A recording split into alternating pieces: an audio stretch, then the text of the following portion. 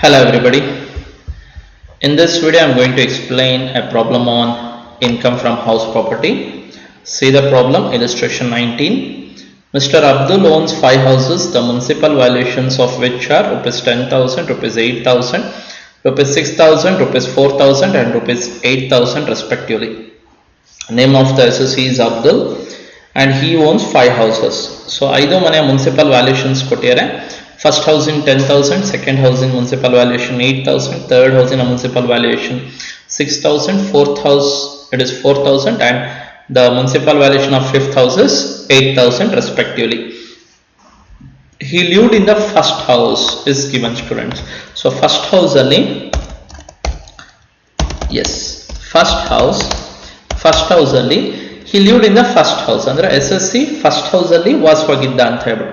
So SSC ವಾಸವಾಗಿದ್ದಾನೆ ಅಂತ ಹೇಳಿದ್ರೆ ಯಾವ ಮನೆಯಲ್ಲಿ SSC ಉಳ್ಕೊಂಡಿದ್ದ ಅಥವಾ ವಾಸ್ತವ್ಯ ಹೂಡಿದ್ದ, ಸೊ ಅದನ್ನ ನಾವು ಏನಂತ ಕರಿತೀವಿ ಅಂದ್ರೆ ಸೆಲ್ಫ್ ಆಕ್ಯುಪೈಡ್ ಹೌಸ್ ಪ್ರಾಪರ್ಟಿ ಅಂತ ಕರಿತೀವಿ. ನಾವು the first house is self occupied house property. Runs his business in the second house. See, in the second house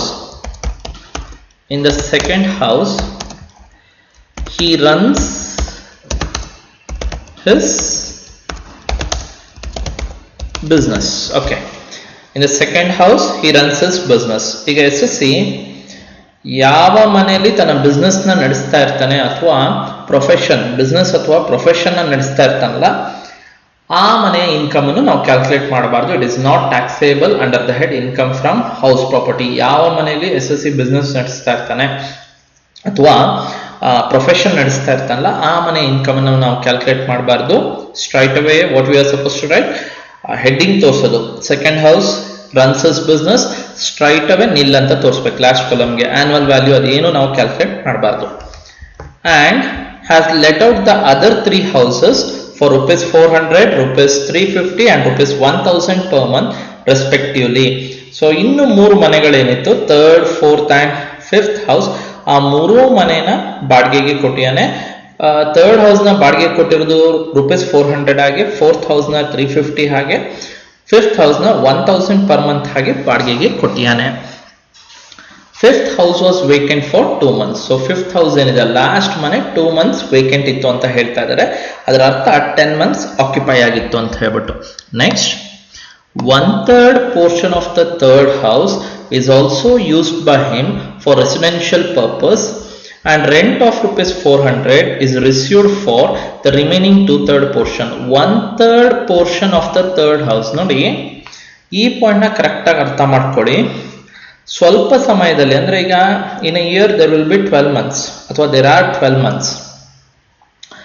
ಸ್ವಲ್ಪ ಸಮಯ ಸೆಲ್ಫ್ ಆಕ್ಯುಪೈ ಮಾಡಿಕೊಂಡು ಮನೇನ ನೆಕ್ಸ್ಟ್ ಉಳಿದಿರೋ ಸಮಯಕ್ಕೆಲ್ಲ ಲೆಟ್ ಔಟ್ ಮಾಡಿದ್ರೆ ಅದನ್ನ ನಾವು ಲೆಟ್ ಔಟ್ ಹೌಸ್ ಪ್ರಾಪರ್ಟಿ ಅಂತಾನೆ ಕರಿತೀವಿ. ಸೇ ಫಾರ್ ಎಕ್ಸಾಂಪಲ್ ಒಂದು 2 months, first 2 months April May ಅಲ್ಲಿ ಮನೇನ ಸೆಲ್ಫ್ ಆಕ್ಯುಪೈಡ್ ಮಾಡ್ಕೊಂಡಿದ್ದಾರೆ ಅಥವಾ ಸೆಲ್ಫ್ ಆಕ್ಯುಪೈ ಆಗಿದೆ ಏಪ್ರಿಲ್ ಮೇ ಅಲ್ಲಿ. ಜೂನ್ ಇಂದ ಲೆಟ್ ಔಟ್ ಮಾಡಿದ್ರೆ ಸೊ ಅದು ಯಾವ ರೀತಿಯ ಹೌಸ್ ಪ್ರಾಪರ್ಟಿ ಆಗುತ್ತೆ ಅಂದ್ರೆ ಲೆಟ್ ಔಟ್ ಹೌಸ್ ಪ್ರಾಪರ್ಟಿ ಆಗುತ್ತೆ. ಬಟ್ ಇಲ್ಲಿ ಆ ರೀತಿ ಅಲ್ಲ students, the case is different here in respect of third house. Understand the point regarding third house, students. 1/3 portion of the third house is also used by him for residential purpose. ಅಂದ್ರೆ third house in 1/3 portion ಅಂದ್ರೆ 1/3 1/3 portion. So ಅದು ಯಾವ್ದಕ್ಕೆ use ಮಾಡ್ಕೊಂಡಿಯಾನೆ ಅಂತ ಹೇಳಿದ್ರೆ ಅದ್ರಲ್ಲಿ ಕೂಡ SSC ವಾಸವಾಗಿದ್ದ ಅಂತ ಹೇಳ್ಬಿಟ್ಟು ಪಾಯಿಂಟ್ ಅಲ್ಲಿ ಹೇಳ್ತಾ ಇದ್ದಾರೆ. ನೋಡಿ, ಥರ್ಡ್ ಹೌಸ್ ಅಲ್ಲಿ 1/3 portion ಅಲ್ಲಿ SSC ಇದೆ, is also used by him for residential purpose. SSC ನೇ ವಾಸವಾಗಿದ್ದ ಅಂತ. ಸೊ ಅಲ್ಲಿಗೆ ಥರ್ಡ್ ಹೌಸ್ ಅಲ್ಲಿ 1/3 portion SSC ವಾಸವಾಗಿದ್ರಿಂದ ಅದು 1/3 portion self occupied house property ಅಂತ ಟ್ರೀಟ್ ಮಾಡಬಹುದು. And rent of rupees 400 is received for the remaining 2/3 portion. So ಇನ್ನು 1/3 self occupied ಆಗಿದ್ರೆ ಇನ್ 2/3 portion ಏನಿದೆಲ್ಲ ಆ ಮನೇಲೆ ಥರ್ಡ್ ಹೌಸ್ ಅಲ್ಲೇ 2 ಪೋರ್ಷನ್ ಇದೆ. ಥರ್ಡ್ ಹೌಸ್ ಅಲ್ಲಿ 1/3 portion ಅಲ್ಲಿ SSC ಇದ್ದ 1/3 portion ನ you can consider it as self occupied house property. ಹಾಗೆ ರಿಮೈನಿಂಗ್ 2/3 portion ಏನಾಗಿದೆ ಅಂದ್ರೆ it has been let out. ಆ 2/3 portion ನ ಲೆಟ್ ಔಟ್ ಮಾಡಿದ್ದಾರೆ. ಎಷ್ಟಕ್ಕೆ ಲೆಟ್ ಔಟ್ ಮಾಡಿರೋದಂದ್ರೆ 400 rupees 400 is received for remaining 2/3 portion. So 400 per month ಹಾಗೆ ಯಾವ ಯಾವ ಪೋರ್ಷನ್ ಲೆಟ್ ಔಟ್ ಮಾಡಿದ್ರೆ ಅಂದ್ರೆ 2/3 ಪೋರ್ಷನ್ ಲೆಟ್ ಔಟ್ ಮಾಡ್ಯಾರ. ಇಲ್ಲಿ ಪೋರ್ಷನ್ಸ್ ಡಿಫರೆನ್ಸ್ ಇದೆ ಸ್ಟೂಡೆಂಟ್ಸ್, ಅಥವಾ ಡಿಫರೆಂಟ್ ಇದೆ. ಥರ್ಡ್ ಹೌಸ್ ಅಲ್ಲಿ 1/3 is self occupied, the remaining 2/3 is let out house property. ಹಾಗಾಗಿ ನೀವು ಇದನ್ನ ಸಪರೇಟ್ ಆಗಿ ಟ್ರೀಟ್ ಮಾಡಬೇಕು. ಬಟ್ ನಾನೊಂದು ಕೇಸ್ ಹೇಳಿದೆ, ವರ್ಷದಲ್ಲಿ ಸ್ವಲ್ಪ ಸಮಯ ಸೆಲ್ಫ್ ಆಕ್ಯುಪೈ ಆಗಿದ್ದು ಇನ್ನು ಉಳಿದ ಸಮಯ ಲೆಟ್ ಔಟ್ ಆದ್ರೆ ಅದನ್ನ ಲೆಟ್ ಔಟ್ ಹೌಸ್ ಪ್ರಾಪರ್ಟಿ ಅಂತಾನೆ ಕರಿತೀವಿ. ಒಂದೇ ಮನೆ ಇರೋದು, ಅದರಲ್ಲಿ 1-2 ತಿಂಗಳು ಸೆಲ್ಫ್ ಆಕ್ಯುಪೈ ಮಾಡ್ಕೊಂಡಿದ್ದಾರೆ SSC, ಉಳಿದಿರೋ ಟೈಮ್ ನ ಲೆಟ್ ಔಟ್ ಮಾಡಿದ್ರೆ ಅದು ಲೆಟ್ ಔಟ್ ಹೌಸ್ ಪ್ರಾಪರ್ಟಿ ಆಗುತ್ತೆ. ಬಟ್ ಇಲ್ಲಿ ಸಿಂಗಲ್ ಪೋರ್ಷನ್ ಅಲ್ಲ ಸ್ಟೂಡೆಂಟ್ಸ್, ಥರ್ಡ್ ಹೌಸ್ ಅಲ್ಲಿ 1/3 ಸೆಲ್ಫ್ ಆಕ್ಯುಪೈಡ್ ಆಗಿದೆ, 2/3 ಲೆಟ್ ಔಟ್ ಆಗಿದೆ, ಸಪರೇಟ್ ಪೋರ್ಷನ್ಸ್ ಇದೆ. ಸೊ ಹಾಗಾಗಿ ಏನ್ ಮಾಡ್ಬೋದು ಅಂತ ಹೇಳಿದ್ರೆ, ಈಗ ಇಲ್ಲಿ 2 ಸೆಲ್ಫ್ ಆಕ್ಯುಪೈಡ್ ಹೌಸ್ ಪ್ರಾಪರ್ಟಿ ಬರುತ್ತೆ. ಒಂದು ಫಸ್ಟ್ ಹೌಸ್ ಕೂಡ ಸೆಲ್ಫ್ ಆಕ್ಯುಪೈಡ್ ಹೌಸ್ ಪ್ರಾಪರ್ಟಿ, ಹಾಗೆ ಥರ್ಡ್ ಹೌಸಿನ 1/3 ಪೋರ್ಷನ್ ಕೂಡ ಸೆಲ್ಫ್ ಆಕ್ಯುಪೈಡ್ ಹೌಸ್ ಪ್ರಾಪರ್ಟಿ ಆಗುತ್ತೆ. I hope you are able to understand. ಹಾಗಾಗಿ as per the income tax rules from the assessment year 2020-21 onwards, ಅಂದ್ರೆ 2020-21 ಅಂದ್ರೆ ನಿಮ್ಗೆ ಅಪ್ಲಿಕೇಬಲ್ ಆಗೋ ಹಾಗೆ ಒಬ್ಬ SSC ಆದವನು ಮ್ಯಾಕ್ಸಿಮಮ್ 2 ಸೆಲ್ಫ್ ಆಕ್ಯುಪೈಡ್ ಹೌಸ್ ಪ್ರಾಪರ್ಟಿಯ ಆನ್ಯುವಲ್ ವ್ಯಾಲ್ಯೂನು ನಿಲ್ ಅಂತ ಕ್ಲೈಮ್ ಮಾಡಬಹುದು.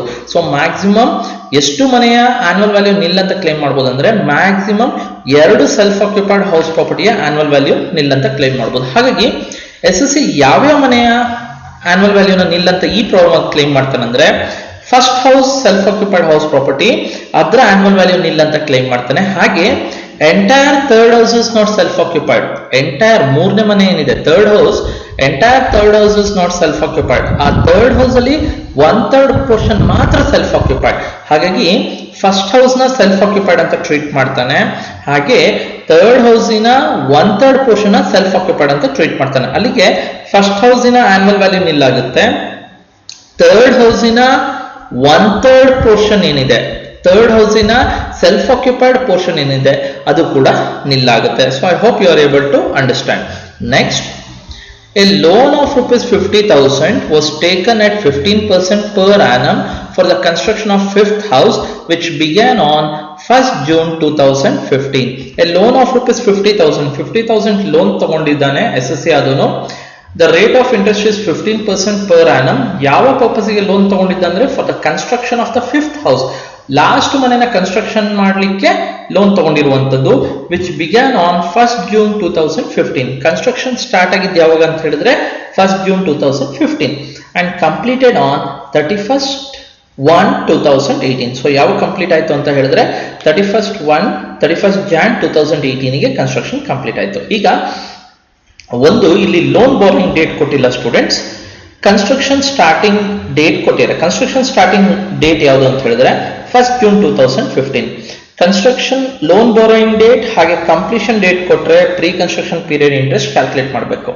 ಲೋನ್ ಬಾರೋಯಿಂಗ್ ಡೇಟ್ ಕೊಟ್ಟಿಲ್ಲ, ಕನ್ಸ್ಟ್ರಕ್ಷನ್ ಸ್ಟಾರ್ಟಿಂಗ್ ಡೇಟ್ ಕೊಟ್ರೆ once again construction starting date ಮತ್ತೆ ಕಂಪ್ಲೀಷನ್ ಡೇಟ್ ಎರಡೂ ಇದೆ ಅಂತ ಹೇಳಿದ್ರೆ ಪ್ರೀ ಕನ್ಸ್ಟ್ರಕ್ಷನ್ ಪೀರಿಯಡ್ ಇಂಟ್ರೆಸ್ಟ್ ನ ಕ್ಯಾಲ್ಕುಲೇಟ್ ಮಾಡಬೇಕಾಗುತ್ತೆ. So in this problem loan borrowing date is not given, construction starting date is given. ಅದರ ಬೇಸ್ ಮೇಲೆ ನೀವೇನ್ ಮಾಡ್ಬೇಕಾಗತ್ತಂದ್ರೆ ಪ್ರೀ ಕನ್ಸ್ಟ್ರಕ್ಷನ್ ಪೀರಿಯಡ್ ಇಂಟ್ರೆಸ್ಟ್ ನ ಕ್ಯಾಲ್ಕುಲೇಟ್ ಮಾಡಬೇಕು. For the previous year the interest paid by him amounted to rupees 7,500. So this is very important students. ನಾವೇನ್ ಮಾಡ್ತೀವಿ, pre construction period interest ನ calculate ಮಾಡ್ತೀವಿ. Entire pre construction period interest ನಮಗೆ deduction ಆಗಿ ಸಿಗಲ್ಲ, ಅದ್ರಲ್ಲಿ 1/5 ಮಾತ್ರ. I have worked out numerous illustrations regarding calculation of pre construction period interest. ನೋಡಿ, ನಾನು almost I think 5 to 6 problems work out ಮಾಡಿದೀನಿ ಪ್ರೀ ಕನ್ಸ್ಟ್ರಕ್ಷನ್ ಪೀರಿಯಡ್ ಇಂಟ್ರೆಸ್ಟ್ ನ ಹೇಗೆ ಕ್ಯಾಲ್ಕುಲೇಟ್ ಮಾಡೋದು ಅಂತ ಹೇಳ್ಬಿಟ್ಟು. ಅದ್ರಲ್ಲಿ ಎಂಟೈರ್ ಇಂಟ್ರೆಸ್ಟ್ ಡಿಡಕ್ಷನ್ ಆಗಿ ಸಿಗಲ್ಲ, ಅದ್ರಲ್ಲಿ 1/5 ಮಾತ್ರ ಡಿಡಕ್ಷನ್ ಆಗಿ ಸಿಗುತ್ತೆ. ಅದ್ರ ಜೊತೆಗೆ ಕರೆಂಟ್ ಇಯರ್ಗೆ ನಾವೇನ್ ಮಾಡ್ಬೇಕು ಅಂತ ಹೇಳಿದ್ರೆ, ಲೋನ್ ಅಮೌಂಟ್ ಎಲ್ಲಾದ್ರೂ ಇನ್ನೂ ಕ್ಲಿಯರ್ ಆಗಿಲ್ಲ ಅಂತ ಹೇಳಿದ್ರೆ ಕರೆಂಟ್ ಇಯರ್ಗೆ ನಾವೇನ್ ಮಾಡ್ಬೇಕು, ಇಂಟ್ರೆಸ್ಟ್ ಕ್ಯಾಲ್ಕುಲೇಟ್ ಮಾಡ್ಬೇಕಾಗುತ್ತೆ. ಬಟ್ ಇಲ್ಲಿ ಅವರೇ ಡೈರೆಕ್ಟ್ ಆಗಿ ಕೊಟ್ಟಿರೋ ಸ್ಟೂಡೆಂಟ್ಸ್, ಲೋನ್ 50,000 ಬಾರೋ ಮಾಡಿದ್ದ, ಆ 50,000 ರೀಪೇ ಆಗಿದೆಯಾ ಅಂತ ನೋಡ್ಬೇಕು. ರೀಪೇ ಆಗಿಲ್ಲ ಅಂತ ಹೇಳಿದ್ರೆ ಕರೆಂಟ್ ಇಯರ್ಗೆ ನಾವು ಇಂಟ್ರೆಸ್ಟ್ ಕ್ಯಾಲ್ಕುಲೇಟ್ ಮಾಡಬೇಕು. ಬಟ್ ಇಲ್ಲಿ ಅವರೇ ಡೈರೆಕ್ಟ್ ಆಗಿ ಇಂಟ್ರೆಸ್ಟ್ ಕೊಟ್ಟಿದ್ದಾರೆ. For the previous year the interest paid by him amounted to rupees 7,500. ಹಾಗಾಗಿ ಕರೆಂಟ್ ಇಯರ್ದು ನಾವು 50,000 into 15% ಕ್ಯಾಲ್ಕುಲೇಟ್ ಮಾಡ್ಬೇಕಂತೇನಿಲ್ಲ, ಯಾಕಂದ್ರೆ ಅವರೇ ಡೈರೆಕ್ಟ್ ಆಗಿ ಕೊಟ್ಟಿರೋ ಪ್ರೀವಿಯಸ್ ಇಯರ್ ಇಂಟ್ರೆಸ್ಟ್ ಅದೇ ಕರೆಂಟ್ ಇಯರ್ ಇಂಟ್ರೆಸ್ಟ್ ಆಗಿರುತ್ತೆ. ಸೊ ಅವರೇ ಈ ಇಂಟ್ರೆಸ್ಟ್ ಕೊಟ್ಟಿರೋ 7,500 ಬಾಕಿ ಇದೆ ಇಂಟ್ರೆಸ್ಟ್ ಅಂತ ಬಿಟ್ಟು ಡೈರೆಕ್ಟ್ ಇಂಟ್ರೆಸ್ಟ್ ತಗೊಂಡ್ರೆ ಆಯ್ತು. ಮುನ್ಸಿಪಲ್ ಟ್ಯಾಕ್ಸಸ್ ವರ್, ಈ ಪಾಯಿಂಟ್ ಅರ್ಥ ಆಗಿಲ್ಲ ಅಂದ್ರೆ, for the previous year the interest paid by him amounted to ₹7,500. ಈ ಪಾಯಿಂಟ್ ಅರ್ಥ ಆಗಿಲ್ಲ ಅಂತ ಹೇಳಿದ್ರೆ ಸೊಲ್ಯೂಷನ್ ಮಾಡುವಾಗ ನಿಮ್ಗೆ ಗೊತ್ತಾಗುತ್ತೆ, ಅಥವಾ while explaining the solution you can understand. Municipal taxes were assessed and paid at 10% of the municipal valuation. So municipal taxes were assessed and paid. Municipal taxes pay ಮಾಡಿಯಾನೆ SSC ಆದನು. ಹಾಗೆ municipal taxes ಹೇಗೆ calculate ಮಾಡ್ಯಾರ ಅಂತ ಹೇಳಿದ್ರೆ 10% of the municipal valuation, ಎಷ್ಟು municipal value ಇದೆ ಅದ್ರ ಮೇಲೆ 10% calculate ಮಾಡಿರುವಂತದ್ದು. ಸೊ ಮುನ್ಸಿಪಲ್ ವ್ಯಾಲ್ಯೂಯೇಷನ್ಸ್ ಆಲ್ರೆಡಿ ಕೊಟ್ಟಿದ್ದಾರೆ, 5 ಮನೆಯ ಮುನ್ಸಿಪಲ್ ವ್ಯಾಲ್ಯೂಯೇಷನ್ ಸ್ಟಾರ್ಟಿಂಗ್ ಕೊಟ್ಟಿದ್ದಾರೆ, ಅದರ 10% ಮುನ್ಸಿಪಲ್ ಟ್ಯಾಕ್ಸಸ್ ಆಗಿರುತ್ತೆ. During the year, he recovered unrealized rent ₹2,000. Unrealized rent recover ಆಗಿರೋದು ಅಂತ ಹೇಳ್ತಾ ಇರೋದು. When unrealized rent recovered is given, remember students, at last you have to add unrealized rent recovered. Unrealized rent recovered ನ last ಗೆ add ಮಾಡಬೇಕು. But after adding the unrealized rent recovered, you have to deduct the standard deduction at 30%. ಆ unrealised rent ಇಂದ standard deduction ನಾವು less ಮಾಡಬೇಕಾಗುತ್ತೆ. Remaining ಏನಿರುತ್ತಲ್ಲ ಅದು taxable portion of unrealised rent recovered ಆಗಿರುತ್ತೆ. Unrealised rent recovered ನ ನಾವು ಏನ್ ಮಾಡಬೇಕು ಅಂದ್ರೆ ಫಸ್ಟ್ ಗೆ ಆಡ್ ಮಾಡಿ ಅದರಿಂದ ಸ್ಟ್ಯಾಂಡರ್ಡ್ ಡಿಡಕ್ಷನ್ ಅನ್ನ 30% ಲೆಸ್ ಮಾಡಿ ಉಳಿದಿರೋದನ್ನ ನೀವು ತೋರಿಸಬೇಕಾಗುತ್ತೆ. which was claimed as deduction in 2008-9. So unrealised rent ಏನಿದೆಲ್ಲ 2008-9 ಅಲ್ಲಿ ಡಿಡಕ್ಷನ್ ಆಗಿ ಕ್ಲೈಮ್ ಮಾಡಿದ್ರು, ಸೊ ಅದು ಈಗ ರಿಕವರ್ ಆಗಿದೆ ಅಂತ ಹೇಳ್ತಾ ಇದ್ದಾರೆ. And incurred an expense of ₹200 for the same. For the unrealized rent recovered, in order to recover the unrealized rent, the SSC had incurred ₹200 incur ಮಾಡಿಯನ್ನೇ SSC ಅದನ್ನು ಅಂತ ಹೇಳ್ತಾ ಇದ್ದಾನೆ. ಸೊ ಅನ್ರಿಯಲೈಸ್ಡ್ ರೆಂಟ್ ರಿಕವರ್ ಮಾಡೋಕ್ಕೆ ಏನಾದ್ರು ಎಕ್ಸ್ಪೆನ್ಸಸ್ ಇನ್ಕರ್ ಆಗಿದ್ರೆ ಅದನ್ನ ನಾವು ಕನ್ಸಿಡರ್ ಮಾಡಬಾರ್ದು. So this ₹200 which is regarding the expense regarding unrealised rent recovered, ಈಗ ನಾವು ಈ ₹200 ಏನಿದೆಲ್ಲ ಇದನ್ನ ನಾವು ಇಗ್ನೋರ್ ಮಾಡಬೇಕಾಗುತ್ತೆ. ₹200 ಇಗ್ನೋರ್ ಮಾಡಬೇಕು. Next, ascertain his income from house property ಅಂತ ಹೇಳ್ತಾ ಇದ್ದಾರೆ. So first we shall calculate the interest on loan in respect of fifth house. Fifth house ಗೆ ಸಂಬಂಧಪಟ್ಟಾಗೆ we shall calculate the interest on loan. First calculate the pre-construction period. See, pre-construction period ಯಾವಾಗ start ಆಗುತ್ತೆ ಅಂತ ಹೇಳಿದ್ರೆ ಜ್ಞಾಪಕ ಇಟ್ಕೊಳ್ಳಿ, pre-construction period starts from the date of borrowing the loan. Loan ಯಾವಾಗ SSC ಬಾರೋ ಮಾಡ್ತಾನೆ ಆ ಡೇಟ್ ಇಂದ ಸ್ಟಾರ್ಟ್ ಆಗುತ್ತೆ. ಬಟ್ ಇಲ್ಲಿ ಡೇಟ್ ಆಫ್ ಬಾರೋಯಿಂಗ್ ಲೋನ್ ಕೊಟ್ಟಿಲ್ಲ ಸ್ಟೂಡೆಂಟ್ಸ್, ಇಲ್ಲಿ ಕೊಟ್ಟಿರೋದು construction starting date.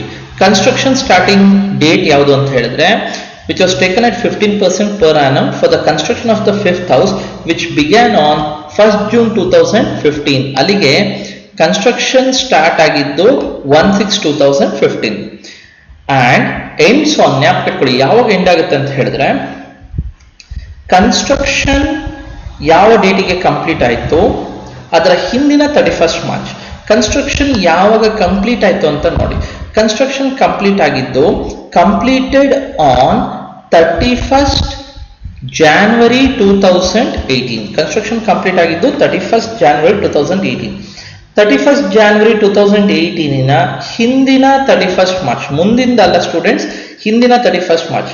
So Jan 2018 ಅದರ ಹಿಂದಿನ 31st ಮಾರ್ಚ್ ಏನಾಗುತ್ತೆ ಅಂದ್ರೆ 31st March 2017 ಆಗುತ್ತೆ. 31st January 2018 ಗೆ ಕನ್ಸ್ಟ್ರಕ್ಷನ್ ಕಂಪ್ಲೀಟ್ ಆಗಿತ್ತು, ಅದರ ಹಿಂದಿನ 31st ಮಾರ್ಚ್ ಏನಿದೆಲ್ಲ, ಹಿಂದಿನ 31st ಮಾರ್ಚ್ ಯಾವುದು ಅಂತ ಹೇಳಿದ್ರೆ 31st March 2017 ಆಗಿರುತ್ತೆ. ನಾವು calculate the number of months student. So we have arrived at 22 months. 22 months ಅಂತ ನಾನು ಮೆನ್ಷನ್ ಮಾಡೀನಿ. ಹೇಗೆ 22 ಮಂತ್ಸ್ ಬಂದಿದೆ ಅಂತ ಹೇಳಿದ್ರೆ, ಮಂತ್ಸ್ ಕ್ಯಾಲ್ಕುಲೇಟ್ ಮಾಡುವಾಗ you have to start from the starting date of pre construction period. Pre construction period ನ starting date ಇಂದ ಸ್ಟಾರ್ಟ್ ಮಾಡಿ. 1/6/2015. 1/6/2015. When does 1/6/2015 end, students? It ends on 31st March 2016. So 31st 3/2016 ಗೆ end ಆಗುತ್ತೆ. Calculate the number of months. ಈ period ಅಲ್ಲಿ 1/6/2015 ಇಂದ 31st 3/2016 ತನಕ ಎಷ್ಟು ಮಂತ್ಸ್ ಆಗುತ್ತೆ ಅಂತ ಕ್ಯಾಲ್ಕುಲೇಟ್ ಮಾಡಿ. ಸೊ ಜೂನ್ ಇಂದ ಕ್ಯಾಲ್ಕುಲೇಟ್ ಮಾಡಿ. June, July, August, September, October, November, December, January 16, January 7, February 16, March 16. ಅಲ್ಲಿ ಎಷ್ಟಾಗುತ್ತೆ ಅಂತ ಹೇಳಿದ್ರೆ 10 ಮಂತ್ಸ್ ಆಗುತ್ತೆ. In this period it will be 10 months. Next 1/4/2016. Am I right, students? 31/3/2016 ಗೆ ಇಯರ್ ಎಂಡ್ ಆದ್ರೆ ನೆಕ್ಸ್ಟ್ ಸ್ಟಾರ್ಟ್ ಆಗೋದು 1/4/2016. 1/4/2016 ಎಂಡ್ ಆಗೋದು 31st March 2017. 31st March 2017. ಇವನ್ pre construction period ಕೂಡ ಇದೇ ಡೇಟಿಗೆ ಎಂಡ್ ಆಗುವಂಥದ್ದು. 31/3/2017 ಎಂಡ್ ಆಗೋದು, ಅಲ್ಲಿಗೆ ನಾವು ಸ್ಟಾಪ್ ಮಾಡಬೇಕಾಗುತ್ತೆ. ಸೊ ಅಲ್ಲಿಗೆ ಎಷ್ಟು ಮಂತ್ಸ್ ಆಗುತ್ತೆ? ಫುಲ್ 12 ಮಂತ್ಸ್ ಆಗುತ್ತೆ. So 10 plus 12. So it will be how many months, students? 10 plus 12 is equal to 22 months. It will be 22 months. In this way, we have arrived at 22 months as pre-construction period.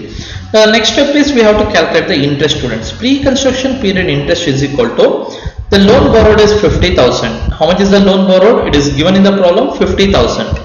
50,000 was taken at 15% per annum. How much is the rate of interest? 15%.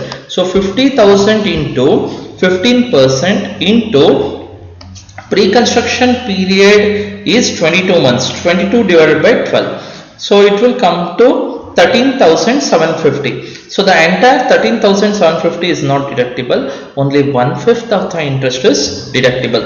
So 13,750 into 1/5, it will be 2,750. So this 2,750 is the pre-construction period interest. Next thing is for the current year. ಈ ವರ್ಷ ಅಂದ್ರೆ current ಇಯರ್ಗೆ ಏನಾದ್ರು loan ಉಳಿದಿದೆಯಾ ಅಂತ, ಅಥವಾ loan repay ಮಾಡ್ಯಾರ, ಅಥವಾ whether the loan is pending ಅಂತ ನೋಡ್ಬೇಕಾಗುತ್ತೆ. ಪ್ರಾಬ್ಲಮ್ ಅಲ್ಲಿ ಏನು ಹೇಳಿಲ್ಲ ಅಂತ ಹೇಳಿದ್ರೆ, what the students are suppose to assume is still the loan is not repaid. Loan ಇನ್ನೂ ಕ್ಲಿಯರ್ ಆಗಿಲ್ಲ. ಏನ್ 50,000 ಬಾರೋ ಮಾಡಿದ್ದ, ಇಲ್ಲಿ ಕೊಟ್ಟಿದ್ದಾರೆ ನೋಡಿ 50,000 15% ಇಂಟ್ರೆಸ್ಟ್. 50,000 ಏನ್ ಬಾರೋ ಮಾಡಿದ್ದ ಅದು ಇನ್ನೂ ಕ್ಲಿಯರ್ ಆಗಿಲ್ಲ ಅಂತ ನೀವು ಅಸ್ಯೂಮ್ ಮಾಡಬೇಕು. 50,000 ಇಂಟು 15% ಆಗಿ ಕ್ಯಾಲ್ಕುಲೇಟ್ ಮಾಡಬೇಕು. ಬಟ್ ಈ ಪ್ರಾಬ್ಲಮ್ ಅಲ್ಲಿ ಏನಾಗಿದೆ ಅಂದ್ರೆ ಅವರೇ ಡೈರೆಕ್ಟ್ ಆಗಿ ಇಂಟ್ರೆಸ್ಟ್ ಕೊಟ್ಟಿದ್ದಾರೆ. ಸೊ ಪ್ರೀವಿಯಸ್ ಇಯರ್ ಇಂಟ್ರೆಸ್ಟ್ ಅಂತ ಹೇಳ್ಬಿಟ್ಟು ಅವರೇ ಕೊಟ್ಟಿದ್ದಾರೆ. For the previous year the interest paid by him amounted to rupees 7,500. So how much is the interest paid? 7,500. That 7,500 you have to consider as for the current year interest ಅಂತ ನೀವು treat ಮಾಡಬೇಕು. ಅದನ್ನ ನೀವು 7,500 ಅವ್ರಿಗೆ interest ಕೊಟ್ಟಿರುವಂತದ್ದು 7,500 ಮೇಲೆ 15% ಅಲ್ಲ. Since interest is given direct ಆಗಿ interest ತಗೊಳ್ಳಿ. ಅಲ್ಲಿಗೆ total interest on loan will be 7,500, which is the current year interest, and pre-construction period interest is 2,750. Totally the interest on loan comes to 10,250. Now the next step is we have to calculate the income from house property. Write the previous year 2019-20, assessment year is 2021, and take down the headings of the columns, particulars, rupees. So ಮೂರು columns ಗೆ headings ನ ತಗೋಬೇಕಾಗುತ್ತೆ. ಇಲ್ಲಿ headings ಇಲ್ಲ students. So we shall begin with self-occupied house property first. So which are the self-occupied house property? One is first house. First house direct ಆಗಿ ಕೊಟ್ಟಿದ್ದಾರೆ. SSC lived in the first house ಅಂತ ಹೇಳ್ಬಿಟ್ಟು. So the first house will be self-occupied house property. And third house ಅಲ್ಲಿ ಏನಾಗಿದೆ ಅಂದ್ರೆ, in third house there are two portion. ಒಂದು 1/3 portion, ಇನ್ನೊಂದು 2/3 portion. ಆ 1/3 ಪೋರ್ಷನ್ ಸೆಲ್ಫ್ ಆಕ್ಯುಪೈ ಆಗಿದೆ, 2/3 ಪೋರ್ಷನ್ ಲೆಟ್ ಔಟ್ ಆಗಿದೆ. ಸೊ ಹಾಗೆ ಥರ್ಡ್ ಹೌಸಿನ 1/3 ಪೋರ್ಷನ್ ನೀವು ಕನ್ಸಿಡರ್ ಮಾಡಬೇಕು, ಸೆಲ್ಫ್ ಆಕ್ಯುಪೈಡ್ ಅಂತ ಟ್ರೀಟ್ ಮಾಡಬೇಕಾಗುತ್ತೆ. ಸೊ ಈಗ ಎರಡು ಸೆಲ್ಫ್ ಆಕ್ಯುಪೈಡ್ ಹೌಸ್ ಪ್ರಾಪರ್ಟಿ ಬರುತ್ತೆ. ಒಂದು ಫಸ್ಟ್ ಹೌಸ್, ಇನ್ನೊಂದು ಥರ್ಡ್ ಹೌಸಿನ 1/3 ಪೋರ್ಷನ್. ಎರಡು ಸೆಲ್ಫ್ ಆಕ್ಯುಪೈಡ್ ಹೌಸ್ ಪ್ರಾಪರ್ಟಿಯ ಆನ್ಯುವಲ್ ವ್ಯಾಲ್ಯೂ ನಿಲ್ ಅಂತ ತಗೊಬಹುದು. ಯಾಕಂದ್ರೆ as per the new or amended income tax rules, maximum the annual value of two self occupied house property can be taken as nil. ಎರಡು self occupied house ಪ್ರಾಪರ್ಟಿಯ annual value ಅನ್ನು ನಾವು ನಿಲ್ ಅಂತ ತಗೊಬಹುದು. ಹಾಗಾಗಿ ಇಲ್ಲಿ ಎರಡು ಪ್ರಾಪರ್ಟಿ ಬಂತು, ಸೆಲ್ಫ್ ಆಕ್ಯುಪೈಡ್ ಹೌಸ್ ಪ್ರಾಪರ್ಟಿ, ಅದರ ಆನ್ಯುವಲ್ ವ್ಯಾಲ್ಯೂ ನಿಲ್ ಅಂತ ತಗೊಂಡ್ವಿ. ಡಿಡಕ್ಷನ್ಸ್ ಅಂಡರ್ ಸೆಕ್ಷನ್ 24 ಯಾವ್ದು ಡಿಡಕ್ಷನ್ಸ್ ಇದೆಯಾ ಅಂತ ನೋಡಿ. Interest on loan in respect of self-occupied house property, the loan deduction is interest on loan. First house indu interest on loan illa, 1/3 portion indu interest on loan illa, nil. So ultimately the income from self-occupied house properties will be nil only. Next, let's move to the second house. In the second house, the SSC runs his business. SSC ಏನ್ ಮಾಡ್ತಾ ಇದ್ದಾನೆ ಅಂದ್ರೆ ತನ್ನ business ಅನ್ನು run ಮಾಡ್ತಾ ಇದ್ದಾನೆ. SSC ಏನಾದ್ರೂ ತನ್ನ ಮನೆಯಲ್ಲಿ ಅಥವಾ ತನ್ನ ಒಂದು ಹೌಸ್ ಪ್ರಾಪರ್ಟಿಲಿ ಬಿಸ್ನೆಸ್ ನ ನಡೆಸ್ತಾ ಇದ್ರೆ ಪ್ರೊಫೆಷನ್ ನಡೆಸ್ತಾ ಇದ್ರೆ ಸೊ ನಾವು ಏನು ಕ್ಯಾಲ್ಕುಲೇಟ್ ಮಾಡಬಾರ್ದು, income from house property under taxable ಆಗಲ್ಲ, ಏನು ಕ್ಯಾಲ್ಕುಲೇಟ್ ಮಾಡಬಾರ್ದು, ಸ್ಟ್ರೈಟ್ ಅವೇ ನಿಲ್ ಅಂತ ತಗೊಬೇಕಾಗುತ್ತೆ. So I have taken nil here students regarding second house because in the second house the SSE runs his business. Now let me move to the let out house properties, LOHP. Begin with third house. So the entire third house is not let out. So ಎಷ್ಟು let out ಆಗಿರೋದು, 2/3 portion let out. Third house ಅಲ್ಲಿ 2/3 portion ಮಾತ್ರ let out ಆಗಿದ್ದು, ಅದನ್ನ ಮಾತ್ರ consider ಮಾಡಿ. Calculate the expected rent students. See, in the problem you'll come across only municipal valuations of all the houses. ಎಲ್ಲಾ ಹೌಸಸ್ಸಿನ municipal ವ್ಯಾಲ್ಯೂಷನ್ಸ್ ಕೊಟ್ಟಿದ್ದಾರೆ, fair rental value ಕೊಟ್ಟಿಲ್ಲ, standard rent ಕೊಟ್ಟಿಲ್ಲ. ಹಾಗಾಗಿ ಎಕ್ಸ್ಪೆಕ್ಟೆಡ್ ರೆಂಟ್ ಯಾವ್ದಾಗಿರುತ್ತೆ ಅಂದ್ರೆ ಬರೀ ಮುನ್ಸಿಪಲ್ ವ್ಯಾಲ್ಯೂ ಮಾತ್ರ ಆಗಿರುತ್ತೆ. Because there is nothing to compare with fair rental value or standard rent. ಅಲ್ಲಿ ಕಂಪೇರ್ ಮಾಡ್ಲಿಕ್ಕೆ ಏನು ಇಲ್ಲ, only consider the municipal value. So now we have to calculate the income from house property regarding third house. ಮೂರನೇ ಮನೆಯ income ನಾವು calculate ಮಾಡ್ತಾ ಇರೋದು. The municipal valuation of third house is 6,000. 6,000 is the municipal valuation of third house. Fair rental value illa, standard rent illa. Hagi that entire 6,000 will be the expected rent. But if you see here students, 6,000 expected rent, it is the expected rent for the entire house. Full third house ige andre ಮೂರನೇ ಮನೆಯ full ಮೂರನೇ ಮನೆಗೆ ಅಂದ್ರೆ entire third house ಗೆ expected rent ಎಷ್ಟು ಅಂದ್ರೆ 6,000. But entire third house is not let out. Let out ಆಗಿರೋದು ಎಷ್ಟು, 2/3 ಮಾತ್ರ ಲೆಟ್ ಔಟ್ ಆಗಿರೋದು. ಹಾಗಾಗಿ expected rent should be reduce to 2/3 portion. 2/3 portion ಗೆ ಎಷ್ಟು ಎಕ್ಸ್ಪೆಕ್ಟೆಡ್ ರೆಂಟ್ ಅಂತ ಕ್ಯಾಲ್ಕುಲೇಟ್ ಮಾಡ್ಬೇಕು. ಯಾಕಂದ್ರೆ ಲೆಟ್ ಔಟ್ ಆಗಿರೋ ಪೋರ್ಷನ್ ನೀವು ಕ್ಯಾಲ್ಕುಲೇಟ್ ಮಾಡ್ತಾ ಇರೋದು. ಹಾಗೆ ನಾವೇನ್ 6,000 ಅಂತ ತಗೊಂಡ್ವಲ್ಲ, 6,000 is the municipal value for the entire house. But entire house is not let out, 2/3 portion is only let out. ಹಾಗಾಗಿ 6,000 into 2/3 ಅಲ್ಲಿಗೆ ನಿಮ್ಗೆ ಏನು ಅಮೌಂಟ್ ಬರುತ್ತಲ್ಲ 4,000. ಈ 4,000 ಏನಿದೆ municipal value for the let out property. Let out ಪ್ರಾಪರ್ಟಿಯ municipal valuation 4,000 ಆಗಿರುತ್ತೆ. ಇದೇ ಎಕ್ಸ್ಪೆಕ್ಟೆಡ್ ರೆಂಟ್ ಆಗಿರುತ್ತೆ 4,000. Next is actual rent received 400. 400 for the let out portion only. ಅದು ಅಲ್ಲಿ ಪ್ರಾಬ್ಲಮ್ ಅಲ್ಲಿ ಕ್ಲಿಯರ್ ಆಗಿ ಹೇಳಿದರೆ 2/3 ಪೋರ್ಷನ್ ಲೆಟ್ ಔಟ್ ಆಗಿರುವಂತದ್ದು. ಅದಕ್ಕೆ ರೆಂಟ್ ಎಷ್ಟು ಅಂದ್ರೆ 400. So 400 into 12, 4,800.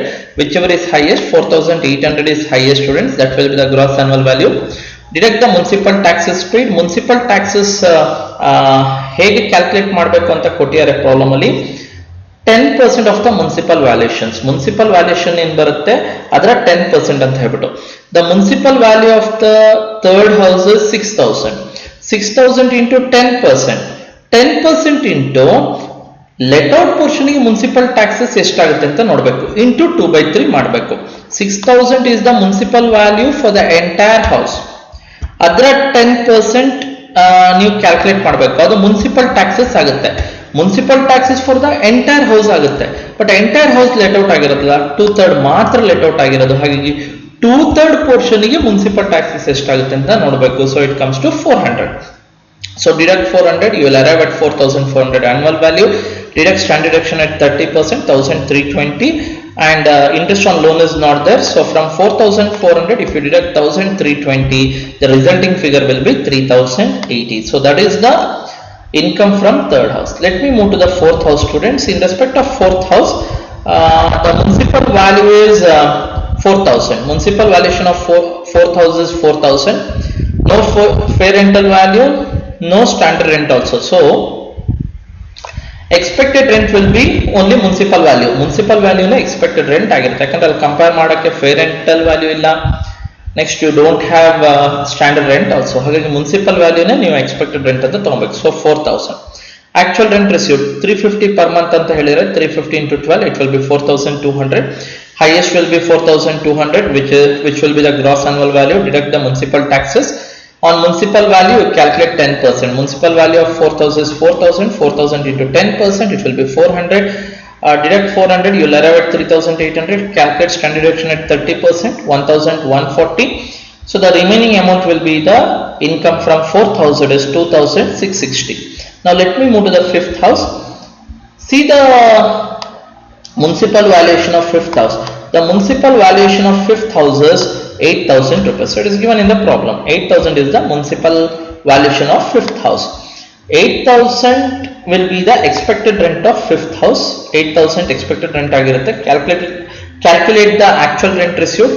1,000 per month is given in the problem in respect of fifth house. So 1,000 into, don't calculate calculate the rent of fifth house for the entire 12 months. 12 months calculate ಮಾಡಬೇಡಿ, ಯಾಕಂದ್ರೆ 2 months vacant ಇತ್ತು ಅಂತ problem ಅಲ್ಲಿ ಹೇಳಿದರೆ. For 10 months you calculate. So 1,000 into 10, 10,000. ನೋಡಿ, vacancy ಇದ್ದು rent ಜಾಸ್ತಿ ಇದ್ರೆ ನೋ ಪ್ರಾಬ್ಲಮ್ ಸ್ಟೂಡೆಂಟ್ಸ್.